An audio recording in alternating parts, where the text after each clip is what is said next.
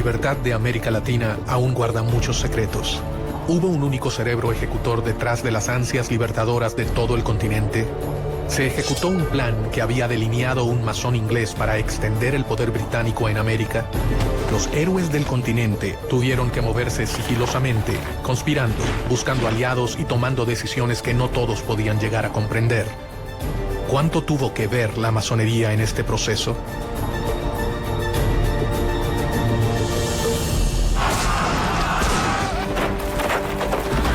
Los máximos libertadores de América, Simón Bolívar y José de San Martín, se reunieron una vez en su vida, a solas, a puertas cerradas en la ciudad de Guayaquil. Gran parte de la vida de los héroes transcurrió en un secreto absoluto. Sin embargo, nada es tan secreto como lo que ocurrió en aquella reunión. Se supone que discutieron los planes finales para la derrota de los españoles. ¿Cuál es la verdad sobre el rol de las sociedades secretas en la historia de la independencia de Latinoamérica? América no se hubiera independizado, sea la del norte, sea la central, sea la del sur, si la masonería no hubiera intervenido.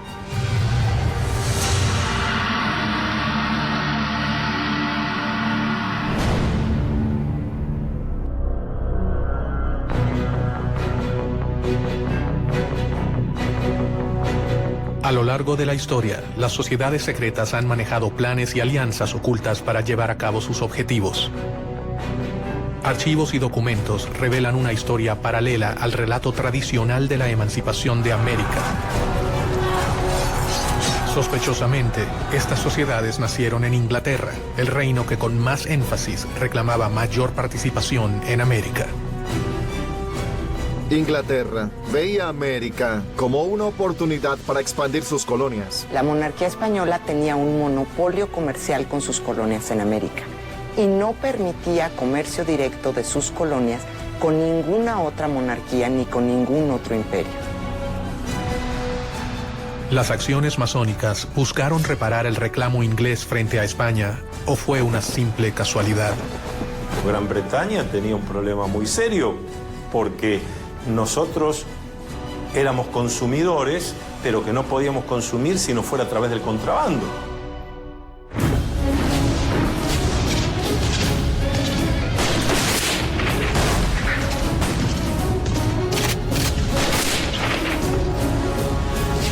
Después de las guerras napoleónicas, después de Waterloo, la economía inglesa está en una depresión y una recesión terrible, con altos niveles de desempleo, mucha disatisfacción, demostraciones populares, etc.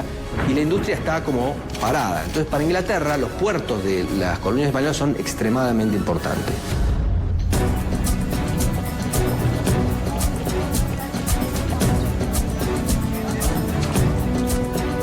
Inglaterra era el lugar ideal para que germinara un plan que podía cambiar el orden mundial para siempre.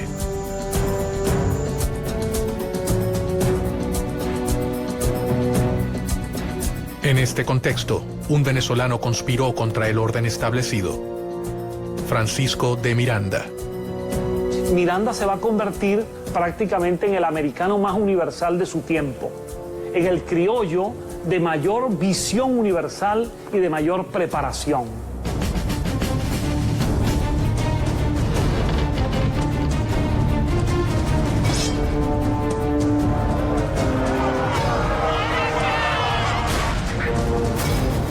Tras haber vivido la independencia de los Estados Unidos y la Revolución Francesa, Miranda desarrolló una obsesión: que América Latina siguiera el mismo camino de emancipación.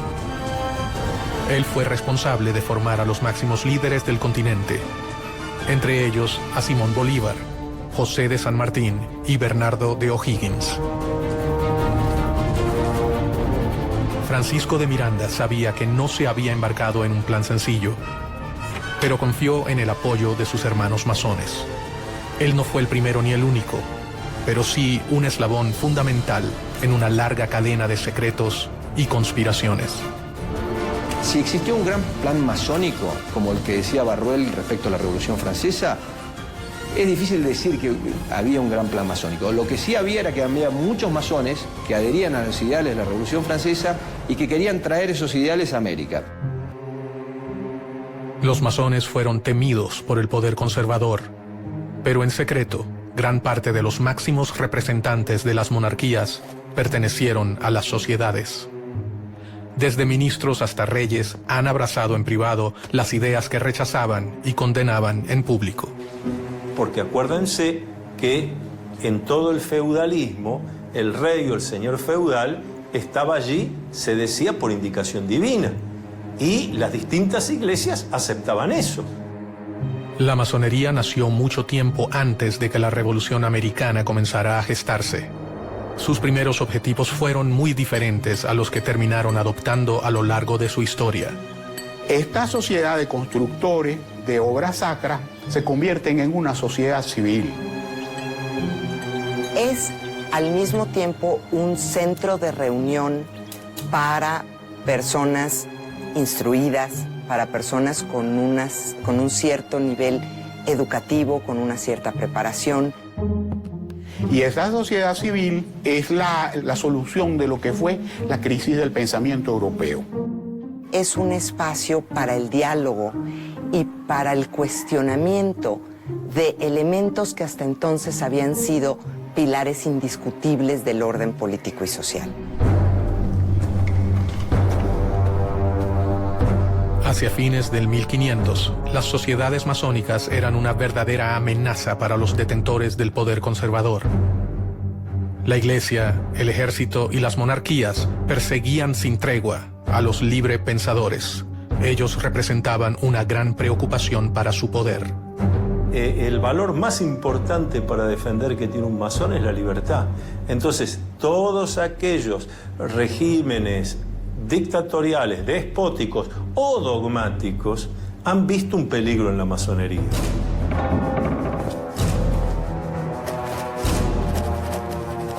Clandestinamente, sin revelar sus verdaderas intenciones, los masones comenzaron a escalar posiciones en las estructuras tradicionales de poder. Los personajes políticos más importantes que se unen en la masonería lo hacen generando una especie de clientela política dentro de los masones y al mismo tiempo tratando de descubrir toda esta parte secreta, atractiva, interesante que proporciona la masonería. Fue en Inglaterra en donde las logias comenzaron a afianzarse en el poder, de la mano del rey Guillermo III. La masonería inglesa es una masonería simbólica, tiene solo 3 grados. Y los masones ingleses son hombres honorables, que no conspiran ni contra la religión ni contra el rey.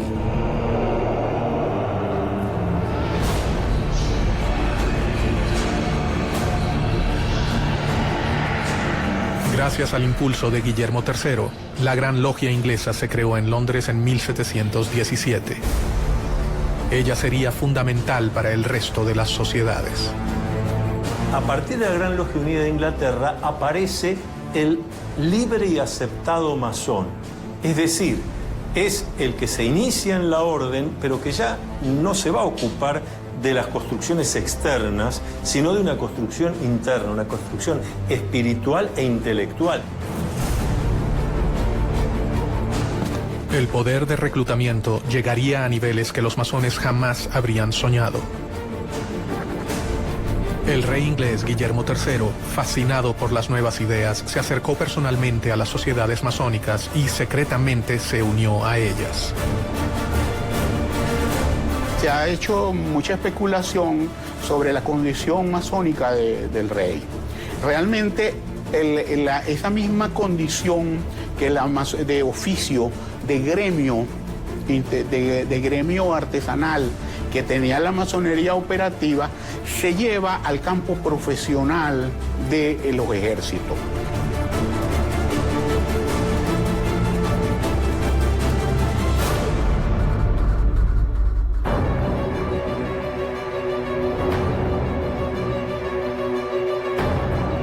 El accionar del rey inglés traería nuevos aires para la masonería europea.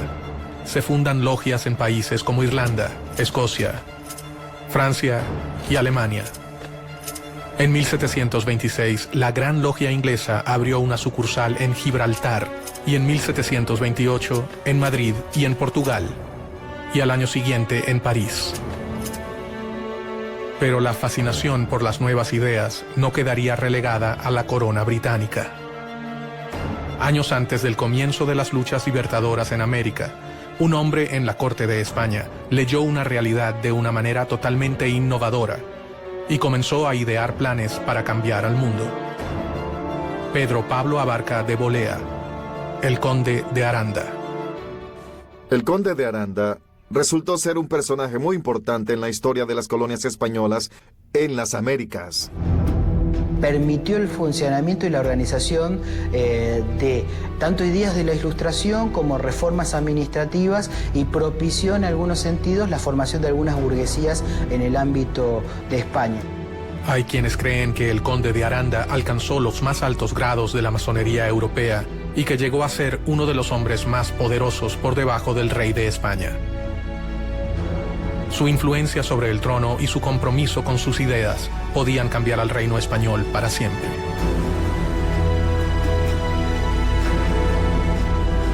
Con su consejo, es probable que hasta el propio rey Carlos III haya formado parte de la masonería española.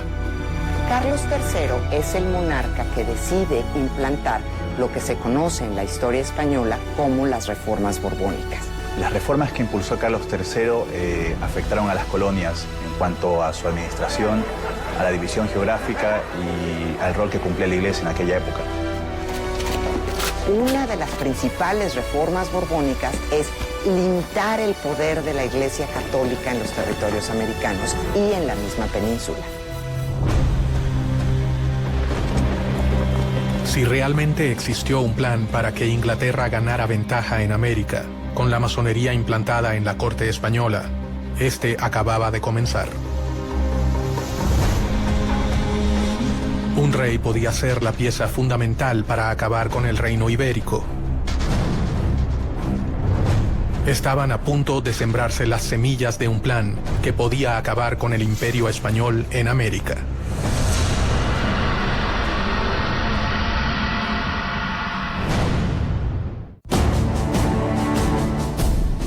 La masonería es una de las redes de sociedades secretas más importantes de la historia. Su organización cambió el rumbo de las relaciones entre América y Europa. Los grandes líderes de la independencia americana eran masones. Miranda, San Martín, Bolívar y O'Higgins fueron grandes maestros. ¿Qué intereses se ocultaban detrás de los planes masónicos? ¿Quiénes se beneficiaban?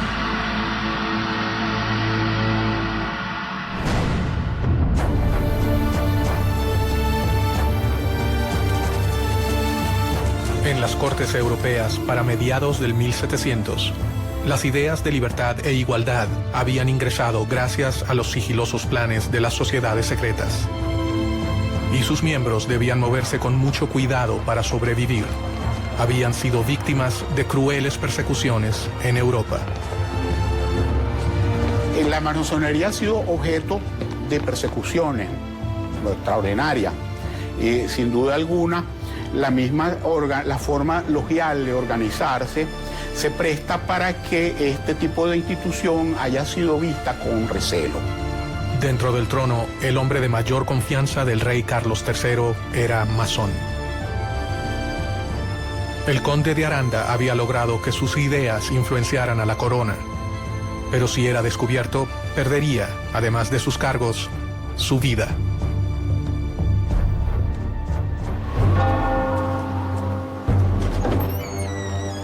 Obviamente que todo aquel que no respetaba los dogmas de la Iglesia Católica Apostólica y Romana era objeto de persecución por la Inquisición. La Iglesia tenía para los masones, eso era las mismas causas de herejía o la podría ser hasta la hoguera. Ningún masón podía violar los secretos de la orden, y cualquier desliz podría finalizar en la muerte. En masonería existe un juramento de conservar el secreto. Y aquel que viola ese secreto, en el ritual de iniciación y en el ritual del juramento, se afirma que será castigado cortándole la lengua, tirando sus cenizas al mar, en fin, una serie de castigos muy violentos que son, desde luego, de orden simbólico. El objetivo de esta enorme cadena de secretos no era proteger a la persona, sino al cargo que esa persona había conseguido para la orden.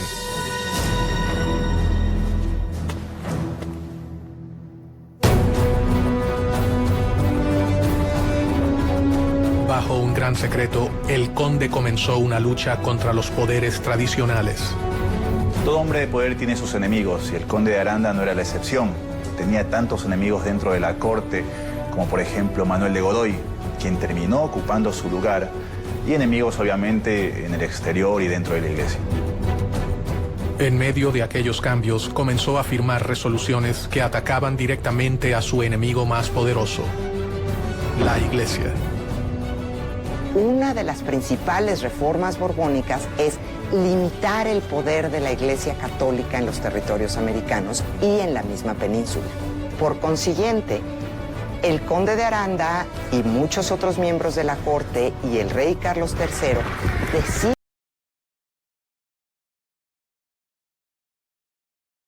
jesuitas de España y expulsar a los jesuitas de los territorios americanos españoles, de las colonias españolas, para limitar el poder de la Iglesia Católica. América era un lugar lejano y complejo. Allí se mezclaban los poderes otorgados a los virreyes con el poder de la iglesia y las fuerzas extranjeras que buscaban beneficiarse, y los poderes que diferentes órdenes religiosas habían instaurado en el nuevo continente, especialmente los jesuitas.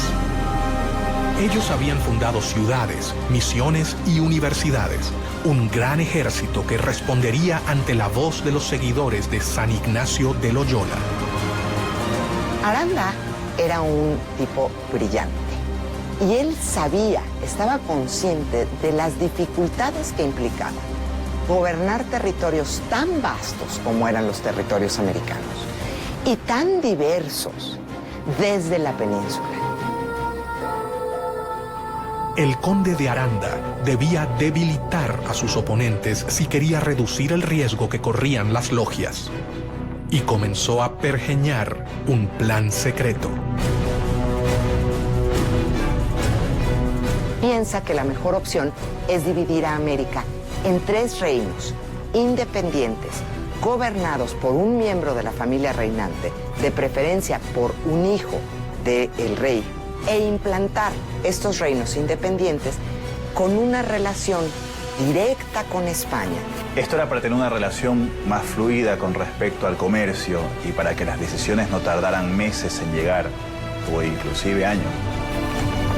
¿Cuáles eran los verdaderos planes de Aranda? ¿Fortalecer a un imperio español o liberar a América para que pudiera comerciar libremente con Inglaterra?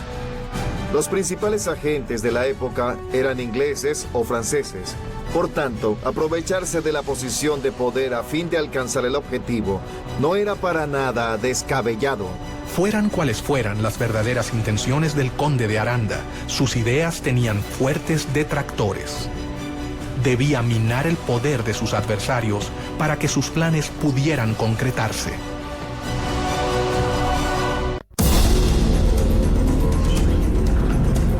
Los jesuitas habían creado una red de misiones y universidades en América que les confería un lugar privilegiado dentro del Nuevo Mundo. Los jesuitas, la Orden, la Compañía de Jesús, ha formado históricamente una organización dentro de la Iglesia Católica que se ha distinguido por algunos principios. Es una orden religiosa con una especie de estructura jerárquica militar. La Compañía de Jesús se había arraigado con fuerza en las colonias españolas en América. Habían logrado organizar a los pueblos originarios y gozaba de respeto y apoyo. Ellos tendrían capacidad de reacción frente a cualquier intento de cambio.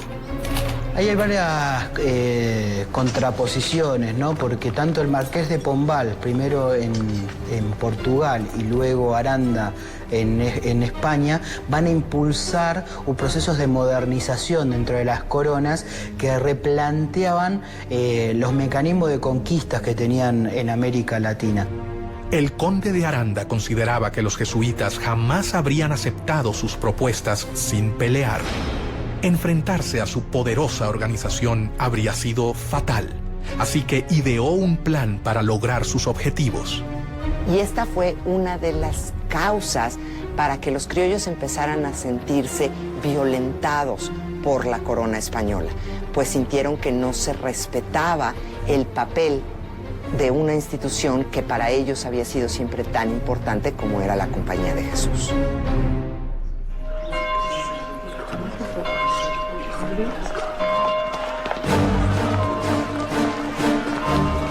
La expulsión de los jesuitas fue una de las obras masónicas más decisivas y mejor orquestadas de la historia. Un hecho que terminaría colaborando directamente con la independencia de las colonias americanas. ¿Cómo hacen para la expulsión de los jesuitas? Fue un plan coordinado de una manera extraordinaria. Ellos mandaron a todos los lugares donde había una congregación jesuita y asignaron la fecha para abrir los sobres. El conde de Aranda, gestor de esta acción, asestaba así un certero golpe al corazón de la iglesia. El plan que comenzaba a delinearse acabaría con el poderío del reino español.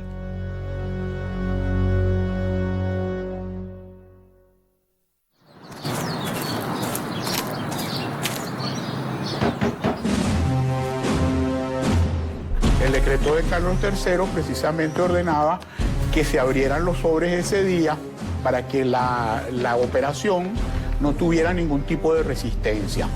Al decreto de decir se abren los sobres, entonces esa era la gran noticia, y la gran noticia era que iban a ser expulsados de América todos los jesuitas.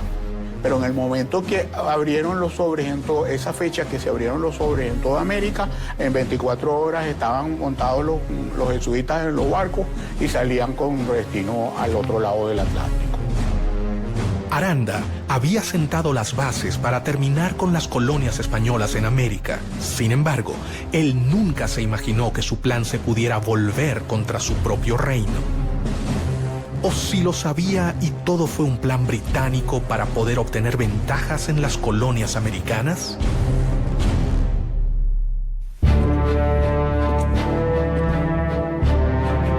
Pero no solo desde España se ideaban planes para las colonias.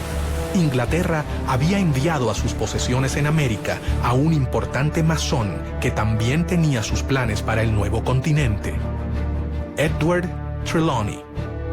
Él fue el gobernador británico de Jamaica entre 1738 y 1750 aproximadamente. A partir de 1739, en la isla de Jamaica, se instaló la primera filial de la Gran Logia de Inglaterra, una de las primeras al sur de Norteamérica. La masonería llegó a América desde fechas muy tempranas. Llegó primeramente a Estados Unidos.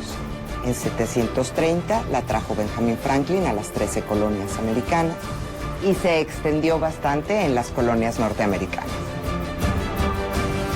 Posteriormente arribó a mediados del siglo XVIII a algunas de las colonias inglesas, especialmente a Jamaica. De la mano de muchos ingleses como Trelawney, las sociedades arribaron a América y desde allí dieron inicio a sus objetivos. La masonería estaba fortalecida en Inglaterra, así que Londres sería el lugar perfecto para ejecutar cualquier tipo de conspiración que los favoreciera. Inglaterra nunca ha tenido en política exterior razones idealistas.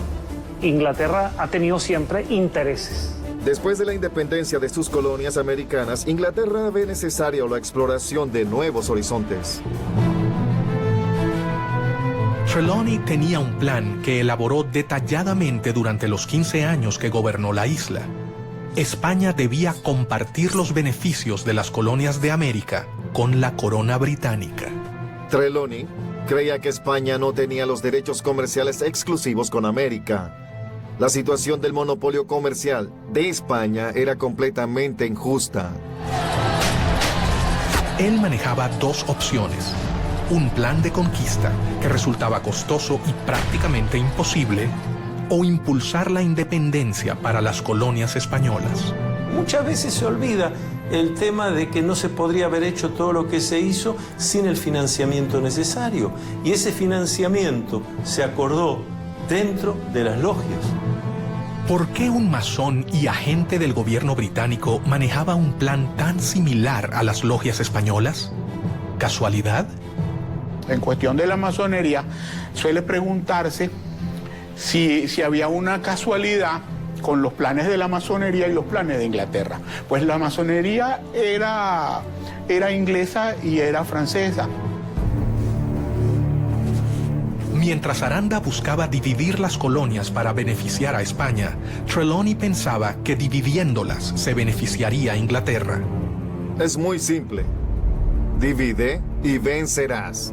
Si bien ninguno de ellos fue capaz de llevar a cabo su propósito, un grupo de hombres americanos, más de 50 años después, comenzarían a conspirar para que el plan se cumpla. El poder no está en un iluminado porque Dios así lo quiso, sino que el poder está en el pueblo porque Dios así lo quiso. Los miembros aceptaban las premisas y un puñado de hombres alcanzaba a saber toda la verdad. Pero, ¿cuál era esa verdad?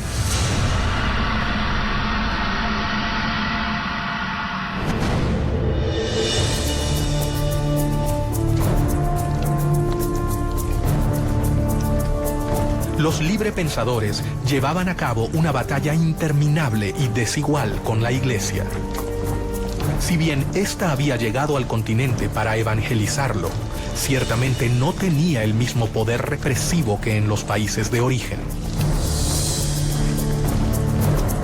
El despotismo ilustrado tenía un plan para elaborar su crecimiento comercial, su incorporación a lo que era la evolución hacia el capitalismo, y la Iglesia tenía sus planes a largo plazo.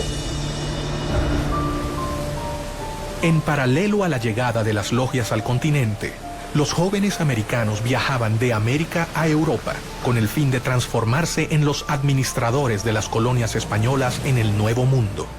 Francisco de Miranda fue el primero en llegar. Unos años más tarde viajarían Bernardo de O'Higgins, José de San Martín, Simón Bolívar, Andrés Bello López, entre otros. Otra vez, el lugar de reunión de todos ellos sería Londres. ¿La corona británica estaba interesada en promover a los jóvenes americanos? Muchos de los jóvenes americanos se van a estudiar a Europa. Muchos de ellos también están buscando una educación más cercana a la Ilustración.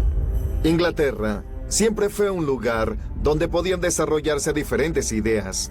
En Europa se encontraron con una realidad totalmente diferente a la que esperaban hallar. Están buscando una educación más cuestionadora, menos vinculada con la Iglesia, menos vinculada con el conocimiento tradicional. Y es en Inglaterra en donde hay un foco cultural, social, político, donde se está gestando el seno de este pensamiento ilustrado. Los jóvenes que partieron con el fin de realizar estudios formales terminaron convirtiéndose en los héroes de la independencia o en las manos operativas de un plan que había comenzado a forjarse antes de sus propios nacimientos. Casi se podría decir que Inglaterra funcionó con esta fórmula. Inglaterra le brindaba apoyo a Miranda. Francisco de Miranda, el americano más universal, se convertiría en una pieza clave de los planes independentistas. Miranda es un personaje muy interesante, porque es un personaje que tiene una carrera increíble antes de llegar a América, antes de llegar a tratar de impulsar la independencia de América. Es general del ejército francés, pelea en la Revolución Francesa, pasa por la corte de Catalina la Grande en San Petersburgo, vive en Londres y se conecta y está mano a mano con personajes importantísimos de la política inglesa. Miranda fue el padre de la independencia del continente, uno de sus ideólogos, protagonista de sus batallas y personaje fundamental en el diseño de una estrategia para llevarla a cabo. Miranda es un gran conspirador. Miranda es el gran arquitecto de la revolución, el gran arquitecto del proceso independentista. Miranda viajó hacia España en 1771, donde su vida cambiaría para siempre, y con ella el futuro de todo un continente. Sus contactos con la masonería le permite vincularse a Inglaterra para después convencer y sumarse con ciertas masones que estaban convencidos de que era necesario un proceso de emancipación para propiciar el libre comercio contra España. Ya en Europa, el joven Miranda comenzó su carrera militar para obtener el cargo de capitán en el ejército. Lo que hay que decir de Francisco de Miranda es que es un esclarecido. Es una persona con una mente brillante que comprende la importancia del lugar y del momento para empezar a desarrollar ese germen de libertad que es darle a América hispanoparlante la libertad de España. Paralelamente, se deslumbró con las nuevas ideas que se estaban gestando en el viejo continente. Miranda fue un político, un militar, un diplomático, un escritor, pero ante todo fue un gran humanista. Comenzó a armar su propia biblioteca, adquiriendo las obras de los pensadores más importantes de la época, lo que más tarde le traería innumerables problemas. Miranda, allí en España, se había interesado en la lectura de obras prohibidas, tipo político, filosófico, obras de los enciclopedistas, de los ilustrados, y la Inquisición estaba muy pendiente de las personas como él que leían estas obras. Poco a poco, Francisco de Miranda comenzó a forjarse un nombre, pero una acusación cambiaría el rumbo de su vida para siempre. La Inquisición estaba dateada, vamos a decirlo así, o le pasaban información de parte de los rivales militares que tenía Miranda. Se le acusaba de tener libros prohibidos y por eso tuvo que prácticamente venirse con Cajigal. Cajigal hace una jugada que le permite a Miranda escapar de la Inquisición.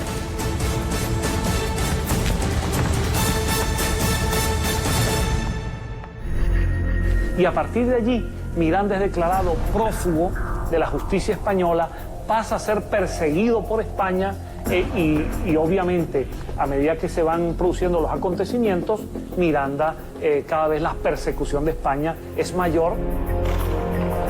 El 10 de julio de 1783 llega a los Estados Unidos. Ya se ha producido la declaración de la independencia, el hecho independentista de Estados Unidos, y Miranda se apasiona por ese proceso.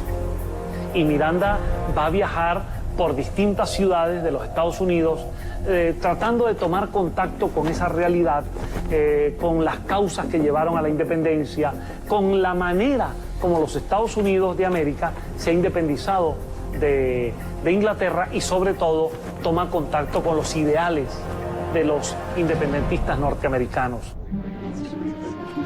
En Estados Unidos, Miranda terminaría de comprender qué debía hacer. Había llegado al país que acababa de independizarse y allí conoció a los grandes protagonistas de la independencia. Especialmente trabó relación con George Washington. Tuvo entrevistas con líderes como Jefferson, Hamilton, Knox, es decir, con figuras muy importantes en la conducción del nuevo país independiente en Norteamérica. No se sabe exactamente dónde se inició el general Francisco de Miranda como masón. Algunos historiadores afirman que fue en 1774, en Madrid, y según el rito York. Otros dicen que fue iniciado por el mismo George Washington en la Logia de Virginia. Muchos historiadores se preguntan cómo era posible que este joven, nacido en Caracas, de ascendencia isleña, canaria, que empezaba a ser perseguido por España, pudiese ser recibido en los Estados Unidos por el presidente de la nación y por los principales líderes de esa nación. De allí nace entre muchos historiadores la posibilidad de que Miranda en esa relación haya estado apoyado por la masonería. Su futuro comenzaba a dibujarse. El hombre que había servido al ejército español alrededor del mundo estaba por transformarse en la pieza clave para que perdieran sus colonias en América. Debajo de la mesa, alguien estaba poniendo en marcha los planes elaborados por el conde de Aranda y Trelawney, el viejo gobernador de Jamaica. La idea era separarse de España y de alguna manera seguir el modelo republicano que ya se había establecido en Estados Unidos. Miranda se ha convertido en masón, comenzando así a conocer las ideas más revolucionarias de la época. Ha vivido la independencia norteamericana de cerca, haciéndose eco de los ideales revolucionarios. Ha sido acusado por el país por el que arriesgó su vida y ahora mira hacia su continente. El futuro héroe de la revolución comenzó a desarrollar cada vez más sus planes para independizar a América, pero sabía que no podía hacerlo solo.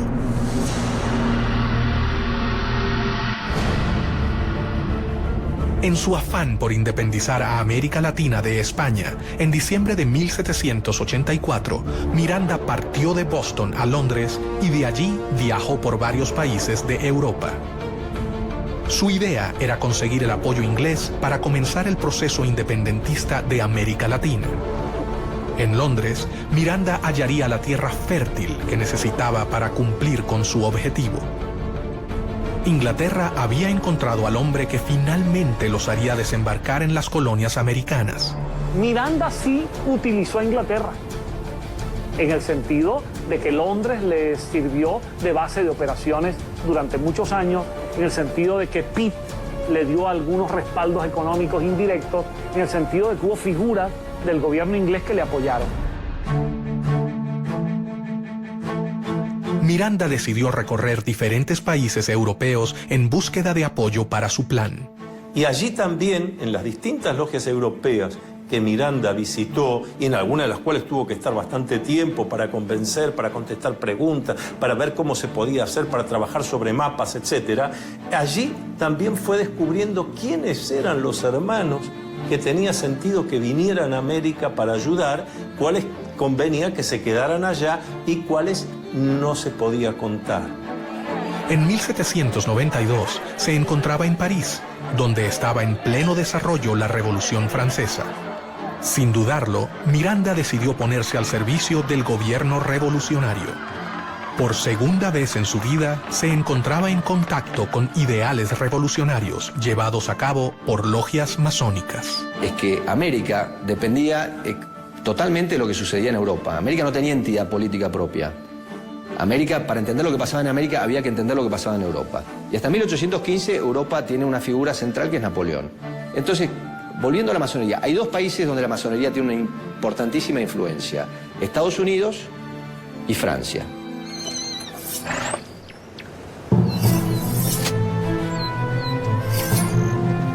La Asamblea Legislativa, el gobierno francés en la época, lo destinó a Bélgica y Holanda para defender a la Francia revolucionaria del ataque de los ejércitos absolutistas. En aquellas tierras demostró su talento como militar y su enorme valor por defender los ideales revolucionarios. Francisco de Miranda entra con un contrato de mariscal de campo.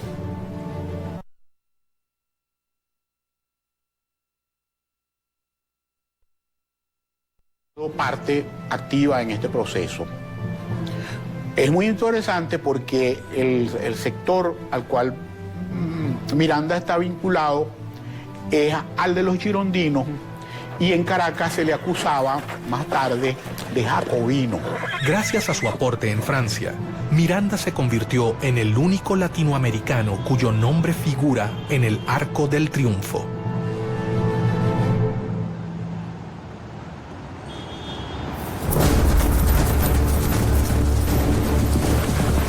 Miranda era un enemigo de España. Londres era su aliada. Allí sabían que él era la persona indicada para llevar a cabo el plan que desarrolló Edward Trelawney. Los británicos están desarrollando su mercado. los británicos se están convirtiendo en dueños de los mares. Por supuesto que les interesa, como dicen en buen criollo, en lenguaje popular, serrucharle el piso a su principal rival, que es España. Entonces esas coincidencias van a encontrarse a lo largo del camino. Desde el siglo XVI, Inglaterra ha estado esperando la oportunidad de poder inmiscuirse en la vida de las colonias y todo hacía creer que estaban a punto de lograrlo. Durante su estadía en Londres, en 1797, Miranda fundó la Sociedad Patriótica Revolucionaria, Gran Reunión Americana, también conocida como los Caballeros Racionales, de la que fue gran maestro. Esta Gran Reunión Americana fue fundada por Francisco de Miranda, un venezolano, y que la fundó con el apoyo de la Gran Logia de Londres. Era una organización de corte estrictamente política que tenía como objetivo lograr las independencias de los dominios españoles en América. Entonces toda esta narrativa de alguna manera vincula a Inglaterra con la independencia de las colonias españolas. La logia se reunía en su propia casa en Grafton Street 27. Allí comenzó a congregar a los jóvenes americanos que llegaban a Europa. Miranda había tejido una red epistolaria. Bueno, el trabajo de Francisco de Miranda es el trabajo de alguien que se empeña en difundir como se hacía en aquella época, escribiendo cartas, dando conferencias a muy pocos, hablando cara a cara con unos y con otros, porque no había medios de difusión masiva.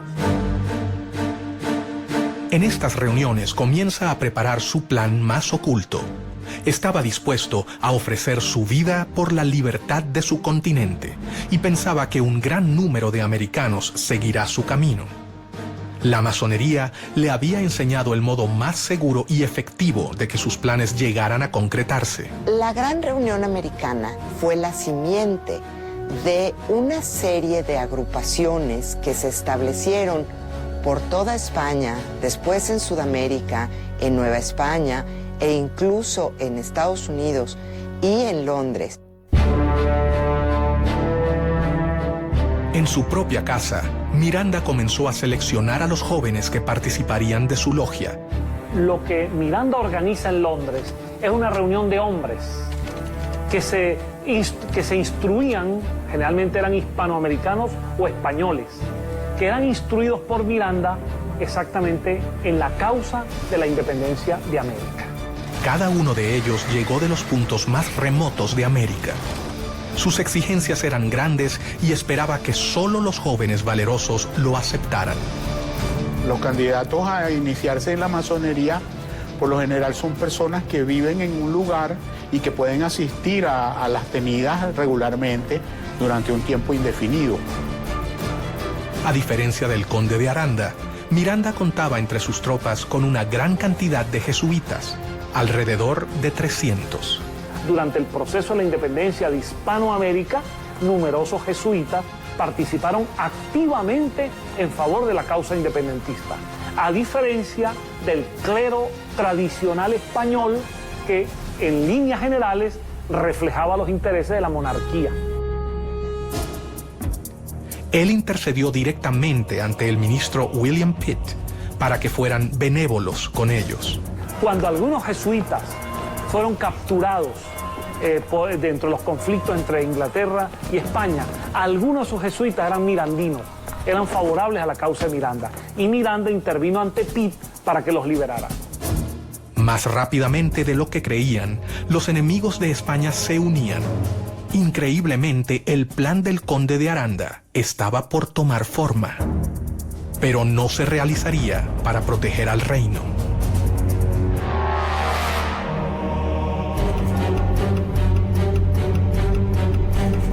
Francisco de Miranda sabía que la elección de los postulantes sería determinante para sus planes. Ellos tenían que ser líderes, comprometidos, fuertes y por sobre todo tenían que abrazar su causa y la masonería. No podía exponerse a que sus planes quedaran expuestos. Miranda había redactado un juramento, tal cual se hace en las logias masónicas, un juramento al estilo de Miranda, porque era un juramento para que aquel hombre se comprometiera a trabajar incansablemente por la independencia de América.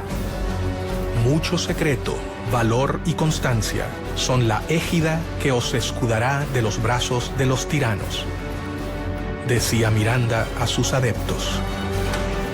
No ha podido establecerse la fecha ni el lugar en los que Miranda se inició en la masonería, aunque no existen dudas de su condición de masón. Formaba parte así de logias internacionales. Su actuación dentro de las logias, su decisión de crearlas, se debía a un plan superior digitado por la Gran Logia Inglesa. ¿A quién respondía Miranda?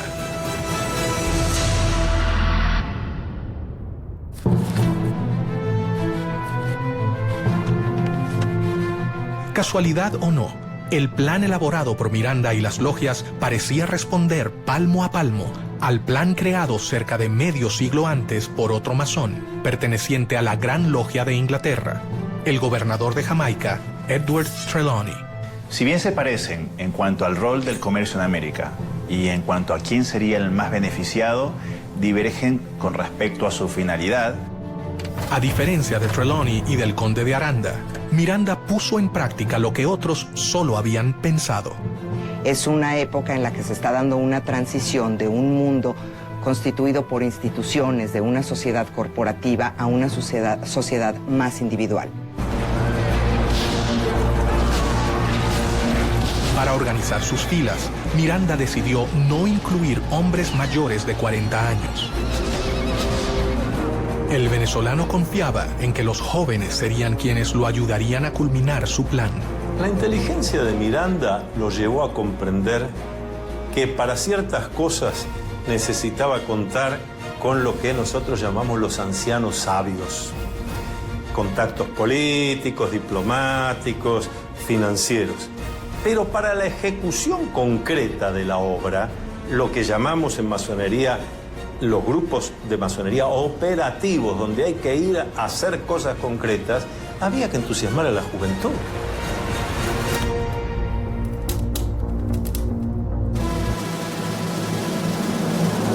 Poco a poco, un plan se hacía evidente.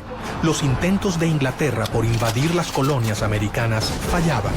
Solo quedaba la oportunidad de la conspiración a través de las logias conformadas por los mismos americanos. Recordemos que al mismo tiempo, Inglaterra siempre estaba intentando cualquier tipo de invasión de las colonias americanas. E Inglaterra poco a poco intentaba sustraer algunos territorios dentro de esa vasta expansión continental que era Hispanoamérica. Era como una obsesión de adueñarse de nuevas tierras. Las diferentes logias mirandistas que se habían creado en Europa comenzaron a trabajar en pos de la emancipación de América. La logia más decisiva en la liberación del continente fue la logia Lautaro. Las logias Lautaro empiezan con una logia madre establecida en Sudamérica. Se considera, pero no hay certeza, que quien establece esta logia madre fue José de San Martín. Se nos ha preguntado muchas veces sobre si esas logias funcionaban igual que cualquier otra logia masónica. Sí en cuanto a los rituales, sí en cuanto a que tenían palabras, toques, secretos para identificarse, pero exclusivamente dedicadas al análisis de cómo se iba a conseguir la independencia de la corona española. Bernardo de O'Higgins y José de San Martín, sin dudas, fueron los dos hombres fundamentales para el funcionamiento de la logia. Para afiliarse a Lautaro, había que ser americano y jurar luchar por la independencia. Su lema era unión, fuerza y virtud, y en las comunicaciones usaban el símbolo masónico OO. Y sigue la misma estructura de los caballeros racionales, copiando la estructura masónica, con miembros que eran masones, como Carlos Alvear, y que establecen una logia principal que se convierte en la Gran Logia Miranda se había asegurado de reclutar a los jóvenes americanos más prominentes que se encontraban en Europa. El sistema masónico aseguraba protección, anonimato y sobre todo la posibilidad de complotar en las sombras contra el poder establecido.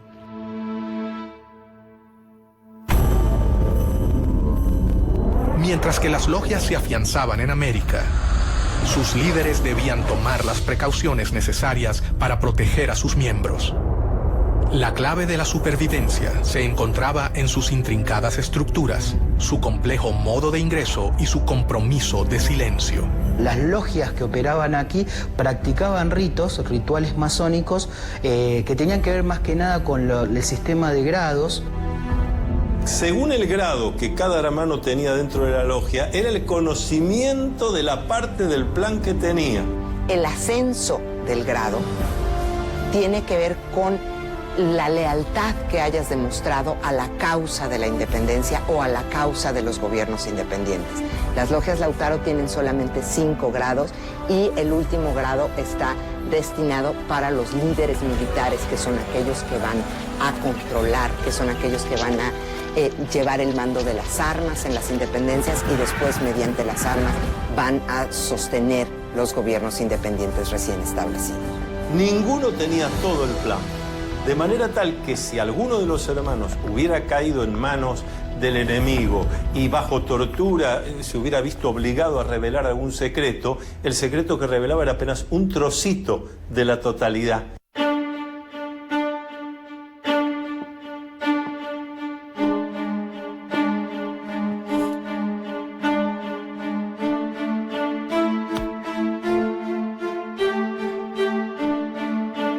La iniciación es una serie de situaciones que va a atravesar el candidato, donde se va a enfrentar con cosas que le dan miedo, porque el miedo está para ser enfrentado. La ceremonia variaba según la logia y esta se podría realizar en diferentes lugares, como por ejemplo recámaras, sótanos e inclusive cuartos oscuros, donde se realizaba la iniciación. Entonces siempre está acompañado por un hermano que en masonería llamamos el hermano experto. Es el que lo acompaña. No hace el trabajo por el candidato lo tendrá que hacer. Enfrentar sus miedos, sus dudas. Pero va a estar bien acompañado. Está desde el principio entre amigos, está bien cuidado.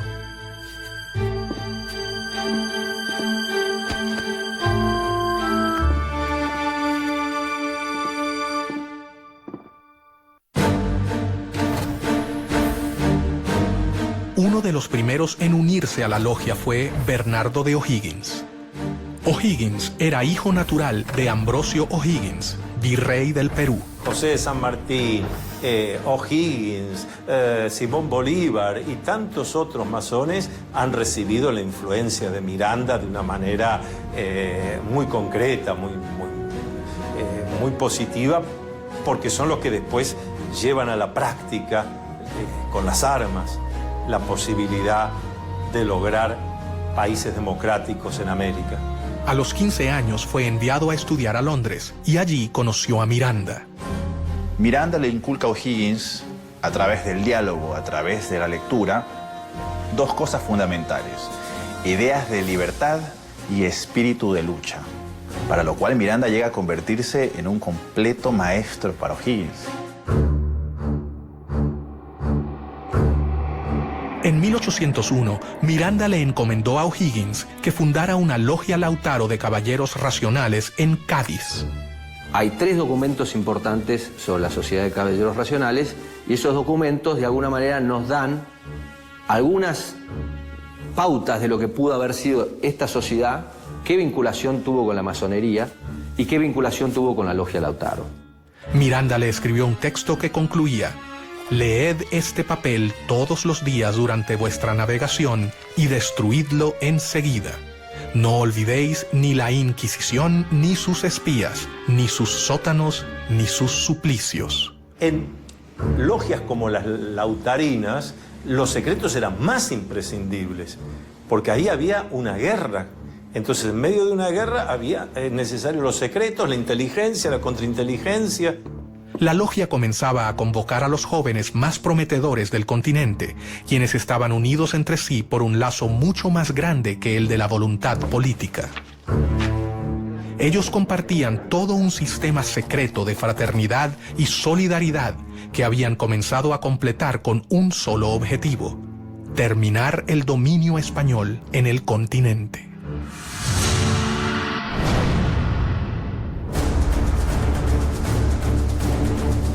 Rápidamente, O'Higgins se convirtió en una persona de confianza del gran ideólogo de la independencia latinoamericana. En una de las tertulias que solían compartir, Bernardo le narró la historia del cacique Lautaro. Miranda, inspirado en su vida, bautizó así su logia.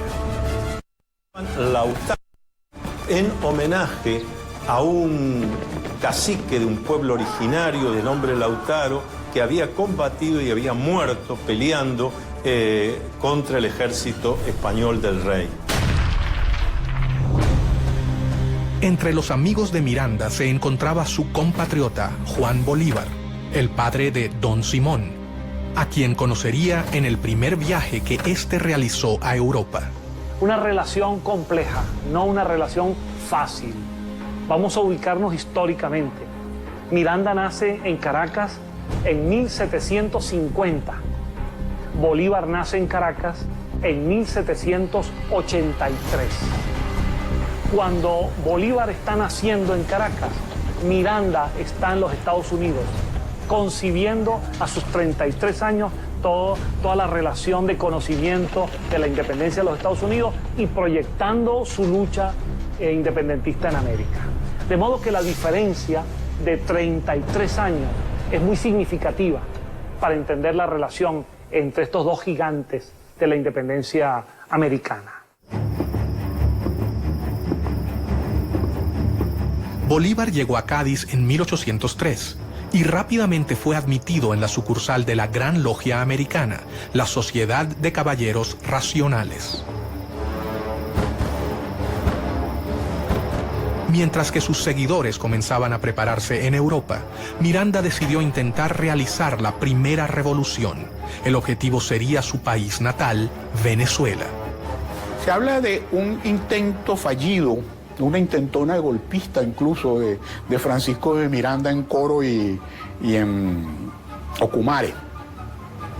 Esto es una historia muy interesante porque ahí hay un inicio de la independencia. Para ello, primero viajó a New York. En los Estados Unidos, él concibe una expedición con la cual invadir las costas venezolanas y él pensaba que desde allí se iba a incendiar la pradera, se iba a lograr que los pobladores lo vieran a él como un redentor, como un liberador y a partir de allí se iba a producir un estallido de independencia en Venezuela y en el continente. En febrero de 1806 partió rumbo a Venezuela con 3 barcos, uno de ellos llamado Leandro, por su hijo. La guerra había comenzado. Esos 3 barcos que él arma, antes que él termine de armarlo, ya la comunicación de Estados Unidos a España y de España a las colonias había llegado. Pero la primera expedición se frustraría antes de su inicio. Primero, desembarca en Ocumare de la Costa, 1806, y es repelido, es descubierto por los españoles y las embarcaciones en que él venía son cañoneadas. Pero ¿qué pasa con Miranda en el 58 Grafton Way? Él regresa con su esposa, la madre de Leandro, Miranda, que después fue presidente del Banco Inglés en Venezuela años más tarde.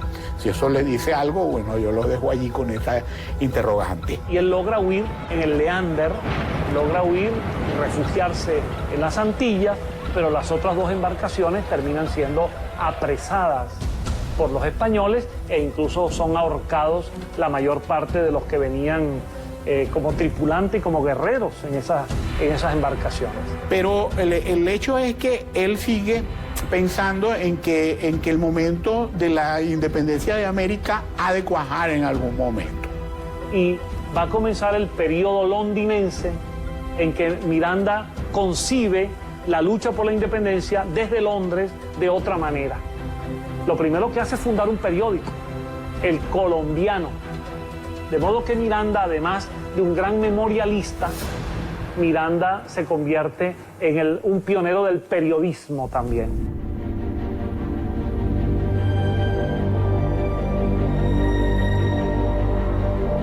En 1806, Bolívar recibió el grado tercero, o maestro, en la logia simbólica London número 5 de Inglaterra.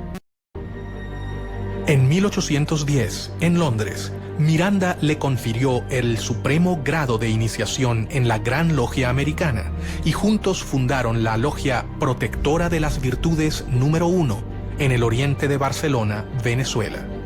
Bolívar estaba totalmente convencido de que todos debían dar su vida por la causa americana. Simón Bolívar también va a ser una figura clave en el proceso emancipatorio del norte y de hecho también después va a tener contraposiciones y discusiones con los masones porque va a terminar prohibiendo el funcionamiento de la masonería en Colombia, sabiendo que después también los masones podían conspirar contra él. Convencido de sus planes de liberación del continente y de que el complot secreto era la mejor manera de lograrlo, Miranda continuó reclutando miembros para su causa. Uno de ellos fue José de San Martín, gestor de la independencia de Argentina, Chile y Perú.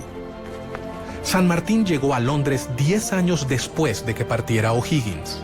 Algunos historiadores señalan que el paso de San Martín por Inglaterra es muy significativo, porque es precisamente allí en donde él se reúne con intelectuales, con políticos, para discutir el tema de la independencia de las colonias.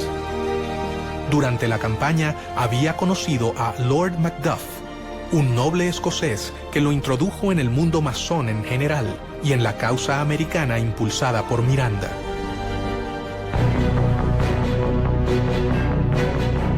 Fue allí donde San Martín hizo contacto por primera vez con círculos de liberales y revolucionarios que simpatizaban con la lucha por la independencia americana. Si San Martín fue un agente inglés, es una gran pregunta. A los pocos que han sostenido que es así, han sufrido la ira del dogma sanmartiniano. ¿Cómo poder decir semejante cosa? El centro de difusión y reclutamiento continuaba siendo Londres. Allí, según algunas fuentes, San Martín se reunió con sus compatriotas Alvear y Zapiola. ¿Por qué razón San Martín se incorpora a esta logia? Es otro de los grandes misterios. Se incorpora después de haber estado casi un año en los campamentos del ejército inglés en Portugal. ¿Cuánto sabía el reino inglés de lo que sucedía dentro de su territorio? La realidad es que tenemos que entender qué es lo que significa la palabra agente. Lo que queda claro a cualquiera que lee la correspondencia diplomática y los archivos ingleses es que San Martín era un anglófilo.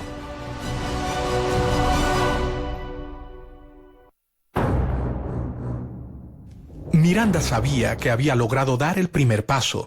Las logias en Europa se fortalecieron y sus miembros estaban totalmente convencidos de la necesidad de la independencia.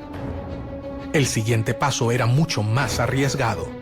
Se debían fundar filiales en el continente americano.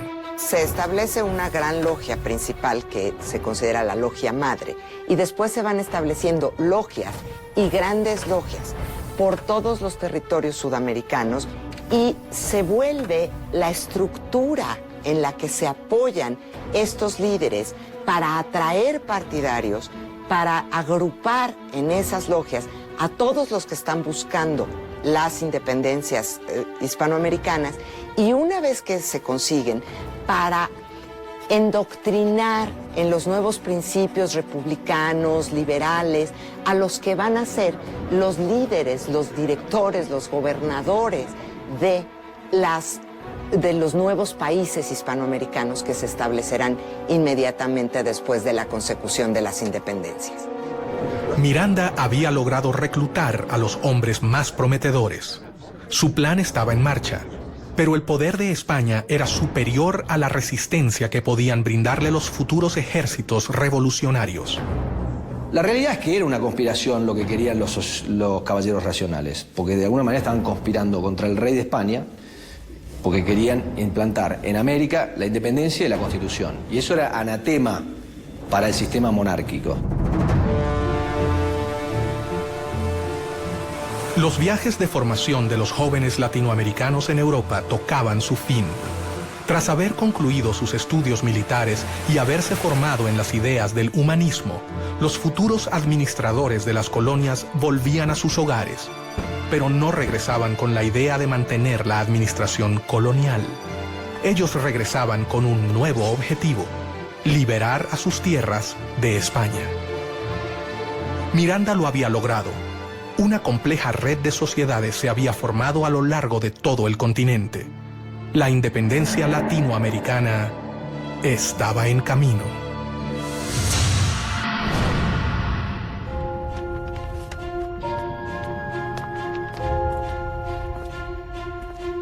Mientras tanto, un hecho externo colaboraría con la causa: la llegada de Napoleón al trono de Francia y la instauración del Primer Imperio llevaron a Europa a una era de guerras, caos, alianzas y traiciones. Y entonces Napoleón tiene que desarrollar estrategias para atraerse adeptos en España.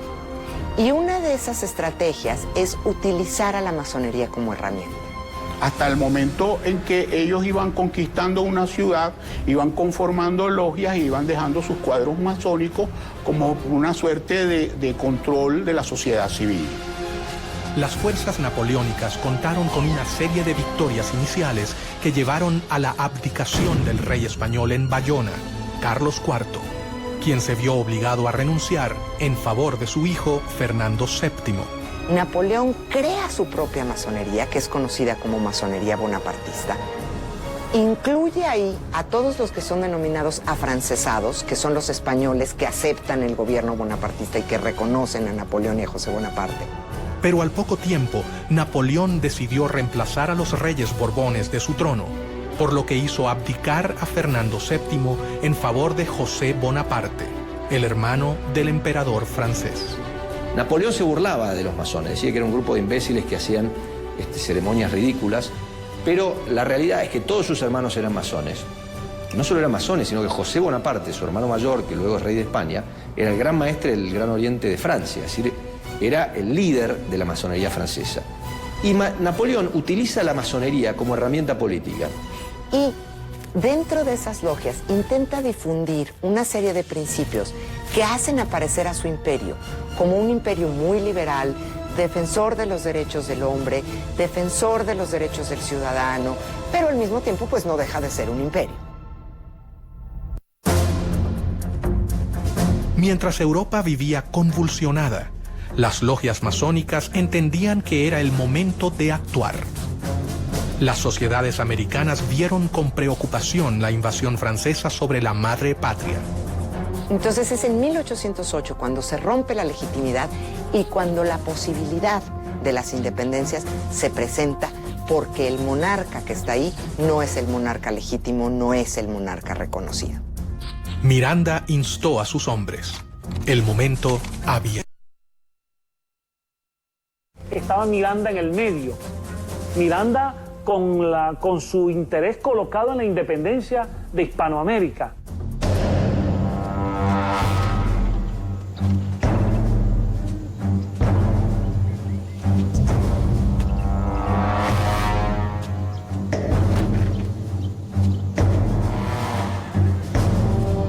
La primera logia masónica mexicana se creó en 1804, a principios de la lucha por la independencia en Ciudad de México, en la calle de las Ratas, número 8.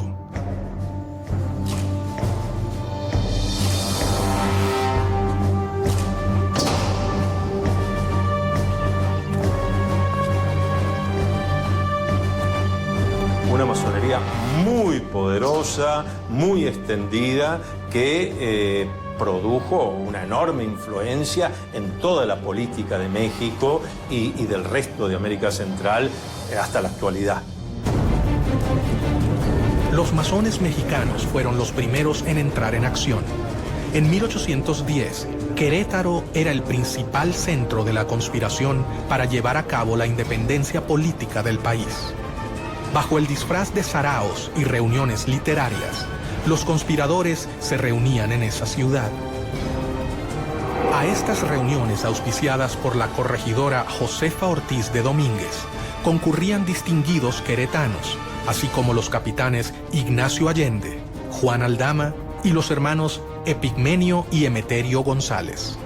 También asistía a ellas secretamente el cura de la parroquia de Dolores, Miguel Hidalgo y Costilla. Cuando ya se había fijado la fecha para el levantamiento, varias denuncias pusieron sobre aviso a las autoridades españolas y éstas procedieron rápidamente a sofocar el movimiento, cayendo sobre las casas de los conspiradores para encarcelarlos. Sin embargo, no pudieron contra ellos y el 16 de septiembre fue declarada la Independencia Nacional de México.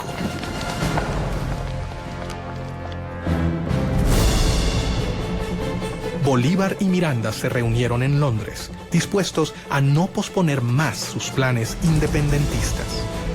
De hecho, el joven Bolívar toma la iniciativa, no autorizada por la Junta de Caracas, de invitar a Miranda a volver a Caracas.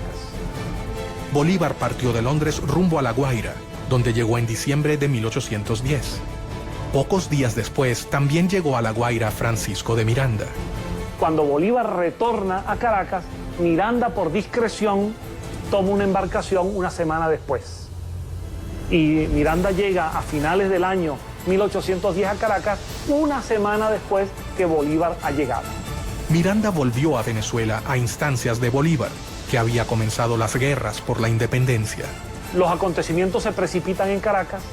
El 5 de julio de 1811, el Congreso de Venezuela se firma el acta de la independencia, se declara entonces formalmente lo que ya casi venía desde el año anterior y se firma la independencia de Venezuela.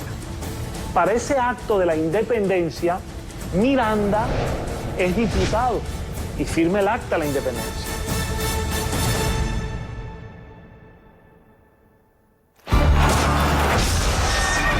Miranda fue nombrado generalísimo del ejército venezolano, pero tras una serie de reveses militares, tuvo que capitular. Una de las causas que han forzado a Miranda a capitular es la pérdida de Puerto Cabello, que era la primera plaza militar de Venezuela. ¿Y quién estaba al frente de la plaza de Puerto Cabello? El coronel Simón Bolívar.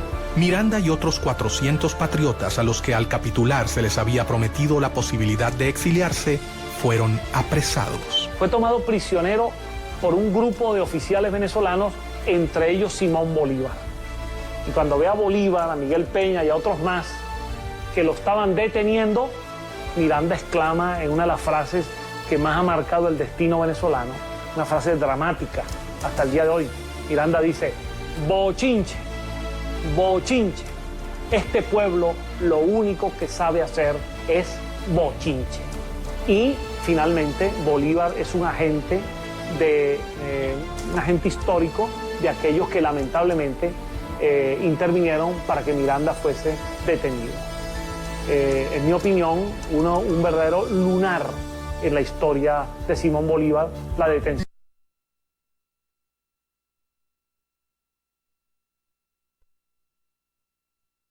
Hasta el momento eran confusos. El plan había sido preparado paciente y ordenadamente. Los masones no podían contar con un mejor contexto para ejecutar sus planes de independencia. América era un reguero de pólvora que quedaba a 10.000 kilómetros de la metrópoli que la dominaba desde hacía casi 3 siglos. De hecho, las logias masónicas permitieron resguardar este funcionamiento para permitir organizar y libertar a América dentro de un gobierno que era opresivo. Los masones habían cambiado definitivamente los libros y sus reuniones por las armas. Era el momento de la acción.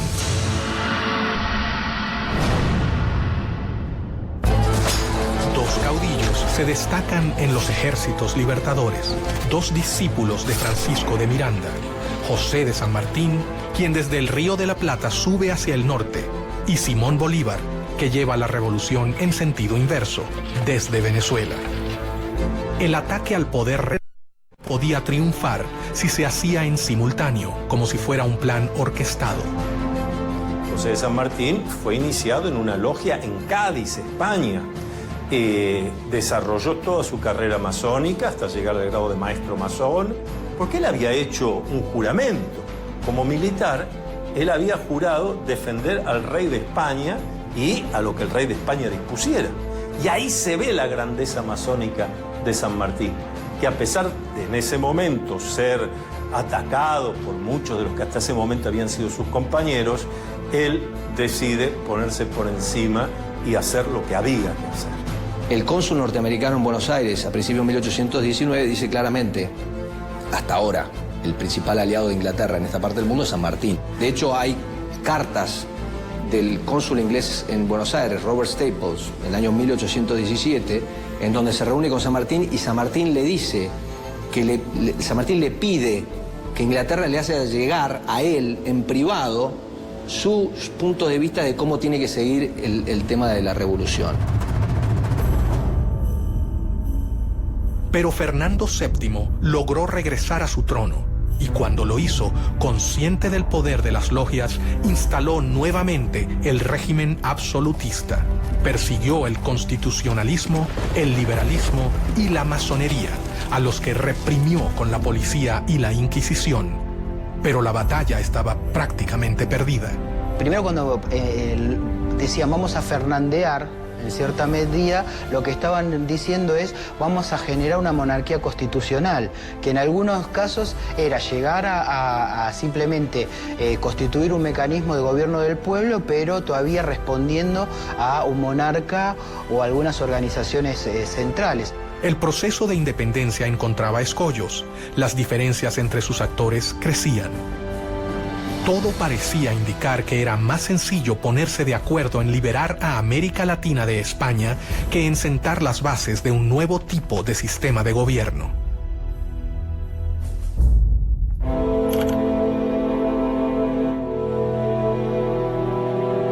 Mientras sus hombres cumplían un sueño de más de 100 años de espera, Miranda fue trasladado a España y murió en una cárcel antes de que la emancipación finalizase. El venezolano murió solo, pero sus ideas ya parecían ser realidad.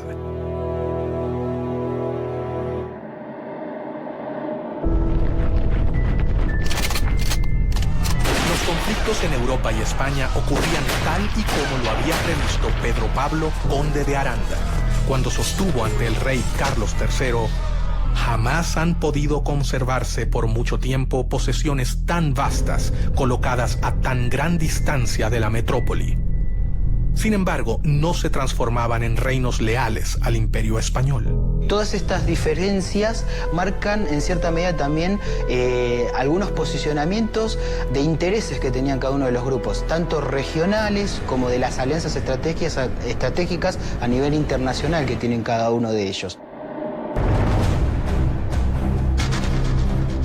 Los masones siguieron sus planes. Cientos de miles de hombres de todo el continente han abrazado su causa.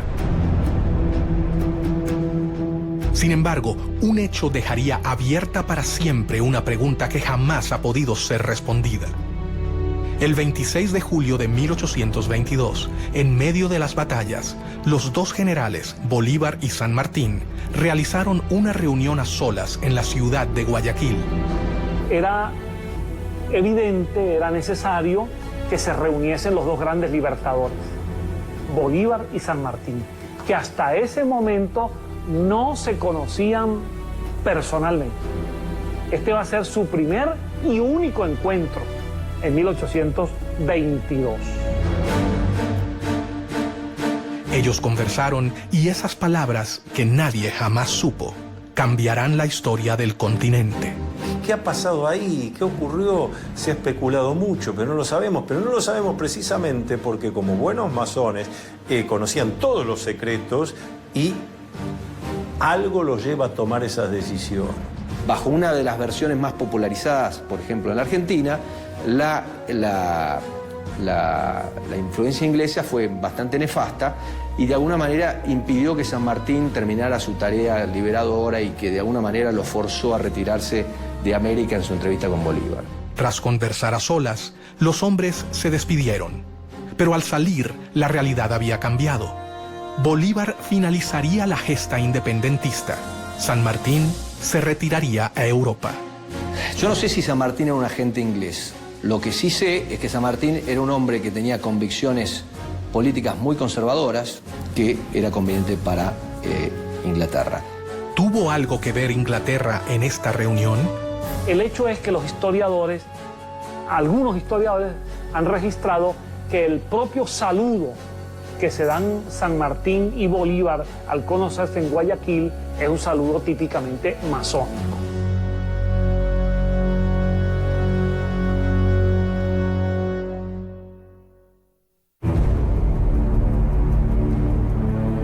Nunca se sabrá hasta dónde Inglaterra colaboró con la independencia de América, pero sí es un hecho que los héroes de la emancipación supieron cómo canalizar los conflictos políticos de la época utilizándolos a su favor. Napoleón decía que la historia no era más que una ficción acordada por la mayoría. Muchas veces lo que sucede es que la historia que escuchamos no es la historia real, es la historia que queremos escuchar de alguna manera o que nos gustaría escuchar.